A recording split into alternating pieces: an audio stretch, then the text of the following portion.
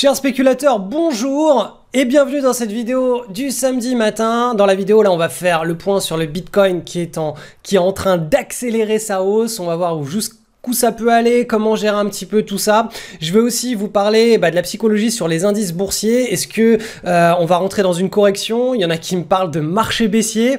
Je vais aussi vous présenter des opportunités qui sont vraiment exceptionnelles, dont une roquette de marché absolument dingue qui a notamment permis à un de mes élèves de l'année dernière qui travaille avec moi pour la communauté, pour notre communauté, d'enregistrer une partie de sa performance de plus 45% en l'espace de 6 mois de swing trading. Donc regardez bien cette vidéo, vous allez apprendre beaucoup de choses. Comme d'habitude, c'est une vidéo dans laquelle j'essaye de vous transmettre un maximum d'informations pour que vous sortiez de là en étant un petit peu plus éduqué, avec plus d'outils pour pouvoir bien performer sur les marchés financiers. C'est parti!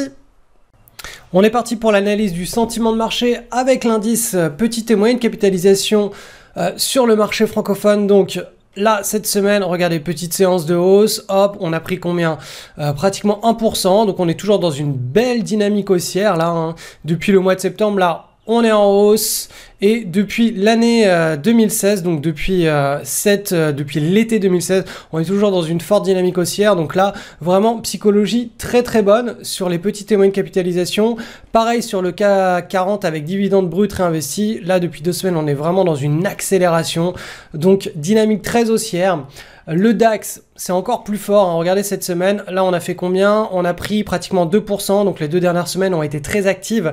Là aussi, sentiment de marché, il n'y a pas grand chose à analyser, hormis le fait que c'est très haussier, qu'on n'est pas du tout dans une situation de marché baissier, on n'a pas de crack boursier à redouter. Voilà, on est vraiment dans un cycle de marché très très très optimiste, très positif, et vous allez voir que ça, c'est corroboré par les indices américains. Donc le SP500, cette semaine, progression. La semaine dernière, progression. En fait, on n'a que des semaines de hausse depuis la cassure ici, mi-septembre, de cette petite consolidation. Donc là aussi, hein, on est dans un magnifique marché haussier depuis l'été 2016.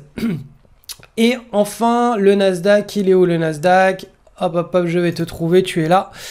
Et c'est pareil, idem, hein. Donc belle séquence d'accélération, hein, depuis la cassure ici, fin août, début septembre, on a l'accélération. Donc on est dans un marché qui est très optimiste, on a beaucoup de cupidité en jeu. Ça signifie quoi? Tout simplement qu'on a de belles opportunités qui sont régulièrement retournées par nos screeners, que l'on peut trader avec le haut de notre échelle de money management. Par exemple, pendant les marchés en range, on va pouvoir trader avec le bas de notre money management.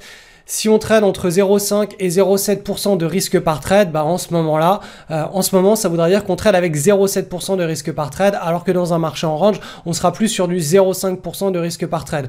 Encore une fois, cette échelle de money management de risque par trade, elle dépend de la taille de votre capital. Donc si vous avez 5000 €, vous n'allez pas utiliser le même pourcentage de risque par trade que si vous avez 50 000 €. Hein. C'est normal, on n'a pas la même aversion au risque. Quand on a un petit capital, on peut se permettre de gérer beaucoup plus de volatilité, hein, de périodes où le portefeuille va baisser un petit peu plus, pour en contrepartie avoir plus de gains, ce qui n'est pas forcément l'objectif premier quand on a un portefeuille un peu mieux capitalisé. Quand on a 20 000, 30 000, 50 000, 100 000 €, on va davantage être dans une logique plus pérenne, c'est-à-dire moins de volatilité sur le portefeuille, quitte à avoir moins de rendement, pour être tout simplement plus à l'aise, avoir moins d'émotions négatives qui sont engagées et déclenchées par le marché. Donc tout ça est vraiment une affaire de taille de portefeuille, et surtout de psychologie personnelle. Est-ce que vous êtes à l'aise avec un portefeuille qui a beaucoup de volatilité ou pas?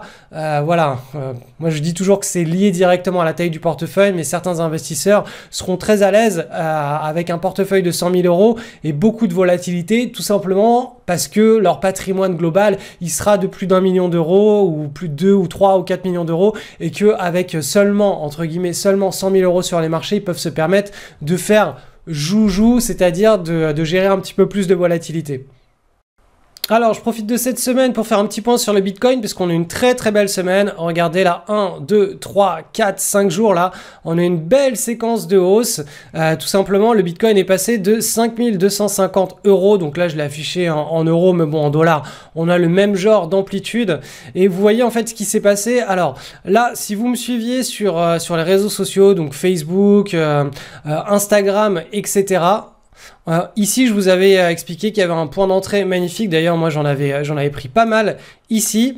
Là, on avait à nouveau une tasse avec une anse, avec un nouveau point d'entrée ici.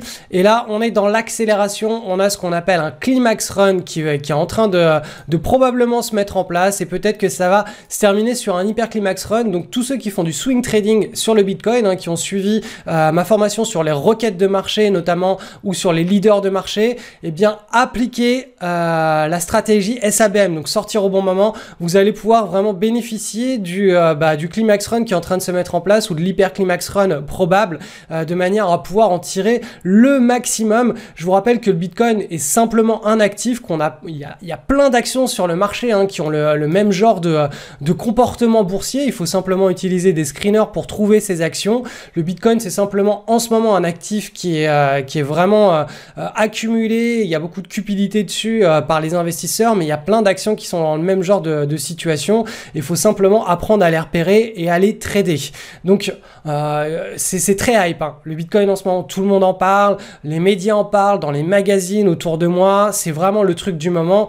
Mais voilà, ça reste simplement un actif extrêmement volatile. Certes, il a des fondamentaux derrière. On y croit, on n'y croit pas. Moi, personnellement, j'y crois. Mais quand on y croit, on va pas mettre 100% de son capital là-dessus. On va simplement mettre une petite partie pour faire du long terme. Alors, ça peut être 1%, 2%, 5%, un petit peu plus si vous avez un tout petit capital. Mais au-delà d'un tout petit pourcentage de votre capital, pour pouvoir investir à long terme sur ce pari, hein, ça reste un pari, tout investissement reste plus ou moins un pari, puisqu'on fait un pari sur l'avenir, on ne sait pas de quoi il fait l'avenir, on n'est pas sur de la rentabilité, il n'y a pas de dividendes, il n'y a pas de coupons qui sont versés, il n'y a pas d'intérêt, ça reste le pari de la reconnaissance des nations de notre planète envers cette devise pour générer des échanges. Après voilà, il y a des grandes banques d'affaires qui sont en train d'utiliser cette technologie. On a le FMI aussi qui est en train de réfléchir à l'adosser à son espèce de devise, le SDR, ou je sais plus, ouais, le SDR, je crois que ça s'appelle comme ça, pour pouvoir mettre de l'or, différentes grandes devises internationales, de l'Ethereum et du Bitcoin. Bref, il y a quand même de plus en plus d'indicateurs qui font que voilà, c'est en train d'émerger, la reconnaissance est en train de se faire. Mais quoi qu'il en soit, quand on regarde la volatilité de cet actif, le mieux reste encore d'apprendre à faire du swing trading dessus et pour pouvoir profiter de cette volatilité et de la directionnalité de ce marché. Alors nous voilà partis pour les petites actions, les petites opportunités que nos streamers nous ont retournées cette semaine. J'essaye de rester le maximum sur les opportunités de swing trade hebdomadaire. C'est ce que je pratique la plupart du temps maintenant et je fais beaucoup moins de swing trade daily. Donc c'est pour ça que dans cette vidéo hebdo, je vous donne des opportunités à un petit peu plus moyen terme. En tout cas voilà, on a eu cette action là, donc c'est GRF. Hop, on a un beau pivot, ici on a la micro-base, on a le breakout qui s'est effectué, donc ici, validation, ici, donc là, ça c'est parti, ça fait pas partie des plus belles patterns de l'année, hein, clairement. Pourquoi? Tout simplement parce que vous voyez que là, le pivot, il s'est mis en place, non pas sur le plus haut, mais un petit peu plus bas. Donc là, on ne sait pas si au final, ici, avant qu'on prenne le trade, on ne sait pas si au final, ici, on va pas avoir une configuration un petit peu plus longue, comme ceci, avant d'éventuellement d'assister à un breakout ou d'un dégonflement ou quelque chose d'énorme qui n'a rien à voir avec ce que l'on recherche. Donc forcément, quand on a ce genre de configuration, et bien tout simplement, on a un petit peu plus d'incertitude sur le trade que si on avait le pivot sur les plus hauts avec la cassure, où là on saurait que c'est vraiment le top départ et qu'il n'y a pas d'IVRC là-dessus. Ensuite, autre action, donc je pense que c'est une action du même groupe. Là, on voit que le pivot est sur les plus hauts. On a eu une belle petite micro-base ici, les bandes de Bollinger qui sont bien resserrées. On a une action ici qui a une bonne impulsion haussière. On est passé de quoi? De 14,50 $ à 22 $ dans les 22. Donc je crois que c'est la même action en fait, mais qui est cotée sur le marché américain. Donc en journalier, hop, qu'est-ce que ça donne? On a la micro-base, on a ici le breakout avec les volumes et la validation qui s'est effectuée ici. Donc ça, c'est des choses qui sont pas mal du tout. Ensuite, sur le marché Euronext, on a ASC, Ascopiave. Elle fait couler beaucoup d'encre, cette action, dans le groupe privé de l'école de l'année dernière et de cette année. On a les volumes là. On a les volumes sur le breakout. Alors, elle était ressortie sur nos screeners de l'école, hein, les élèves ici. Donc, vous voyez, ça, c'était grâce à quoi? Grâce au screener daily. Et si on en suivait uniquement les screeners hebdo, on l'aurait pas eu à ce moment-là où le point d'entrée était très intéressant. Le seul petit souci de cette action, c'est qu'il y a une annonce de résultat qui est prévue pour le mardi 7 novembre et que effectivement, on évite de se retrouver en position pendant une annonce de résultat. Donc, soit on utilise ce qu'on appelle un timer, soit on sort de position avant pour reprendre position après. Bref, il y a plein de règles que les nouveaux élèves, vous allez apprendre à découvrir cette année. Il y aura un cours spécial là-dessus. En tout cas, voilà, c'est une action en dehors de cette histoire de news qui a un très beau momentum. Regardez cette belle hausse là, on a une base là qui est vraiment très très belle avec les fluctuations qui se resserrent de plus en plus et on a les volumes. Ça c'est vraiment du cas d'école, c'est vraiment, voilà, pour moi ça c'est vraiment du cas d'école. En plus c'est une belle action, hein. À chaque fois qu'elle déclenche un breakout, on a toujours une hausse qui permet à la fois de neutraliser le trade, donc d'avoir un trade gratuit avec un gain et ensuite d'enregistrer une plus-value sur un accident positif de richesse qui se fait à chaque fois. Et à chaque fois, cette action, elle a un super beau comportement. Donc là, vous voyez, en hebdo, on a le breakout avec les volumes. Donc là, voilà, il y a pas... Enfin, voilà, ça, c'est vraiment le genre de choses que l'on recherche sur les marchés, hein.